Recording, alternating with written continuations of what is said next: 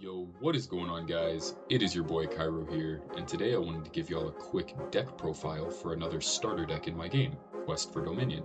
So let's get right into it. This starter deck in Quest for Dominion focuses on the General Samuel the Violent Death and the Rock units. This starter deck is a lot more straightforward, as it focuses heavily on your boss unit and protecting it from other cards. First, let's talk about your General Samuel. He has 28 Vitality, which is about average in this game, and the effect to gain +3 Strength for any attack against a unit you perform during your turns. This only activates if you are declaring the attack, but not when your general is retaliating against an enemy unit. This means that you can get rid of pretty much any threatening unit your opponents might play without risking the safety of your own units in battle with them. The only potential downside is that your general will take retaliation damage from that unit, so Samuel can be a high risk but also very high rewarding general to build a deck around. Let's discuss the deck's units next. The rock units have a simple strategy in mind, where they provide different forms of protection for one another, and if you use them together effectively enough, you can almost entirely prevent one of your units from being removed for a turn. Your one-cost units focus on providing specific types of effect protection from the moment they are played until the end of your opponent's next turn. Amethyst Golem Per prevents a target rock unit from being destroyed by card effects when called. Ruby Golem Re prevents a target rock unit from being targeted by tactic effects when called, and Sapphire Golem Blue prevents a target rock unit from being targeted by unit effects when called. Two of your two-cost units offer more niche forms of protection, but can still be used in various ways, and the last one offers you some recursion for longer matchups. Emerald Golem Gree has the keyword Sentinel during the enemy turn, which prevents other cards from being attacked until it has been attacked and destroyed itself. Garnet Golem Mar has the ability to redirect any effect that targets one of your units to himself instead by exhausting himself at any time, as long as he is a valid target for that effect. And Topaz Golem Bro calls a rock unit from your tomb when called, except another copy of himself, to one of your open territories and destroys it at the end of that turn. These units are often going to be used to protect and bring back your boss unit and vanilla units, which we will now be discussing. Prisma, Diamond Golem, is your deck's boss unit. He's got the effect to reduce his durability to 1 instead the first time that he would be destroyed in battle each turn. This means that he can never be removed by a single attack, unless his effect is nullified. However, he is still susceptible to removal effects, which is where the other cards come in. Pearl Golem Y and Citrine Golem Yell are vanilla units that have good stats but no other inherent benefits. Next up are the deck's tactic cards. The first two tactics we will talk about are the one-costs, Brilliance Glimmer and Dig for Treasure. Brilliance Glimmer is a quick tactic that can be used during either player's battle phase to give one of your rock units +2 strength and +2 durability while Brilliance Glimmer is on the field.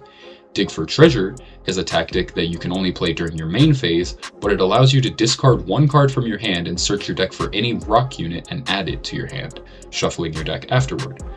Brilliance Glimmer is mainly used for winning close fights between your rock units and enemy units when the opponent doesn't expect it, but can also be used to push for more damage in the middle to late stages of the game if you need it. Dig for Treasure is mostly used for searching out your higher statted units, but can also be used to search out cards for protecting those units from certain effect types if you know which types your opponent is likely to have. Your two-cost tactics are a bit different, however. Gemstone Pummeling is a main phase tactic that forces a rock unit you control to battle a target enemy unit, but does not count as an attack. This means that you can use Prisma and this card to clear your enemy's bigger units without losing Prisma due to his own effect, and then attack with Prisma the same turn during the battle phase. Pressurized Toughness is a tactic that can be played whenever one of your rock units would be destroyed by battle or card effect, and instead set that unit's durability to 1 while this card is on the field, essentially turning any unit into a pseudo-Prisma, but with protection from effect destruction as well. The deck's final cards are its territories, Florin Forest Crag and Glinting Mineshaft. Forest Crag is a territory that produces 3 Florist resources and can be ran at any number within your deck list, given you only control 5 territories at a time, and Glinting Mineshaft produces 2 Florist resources, but gives any unit standing on it a permanent +1 strength and +1 durability during the enemy's turn, making your cards much better at retaliating against enemy cards than pushing for aggression during your own turns. Rocks are a deck with a very simple yet effective game plan in mind.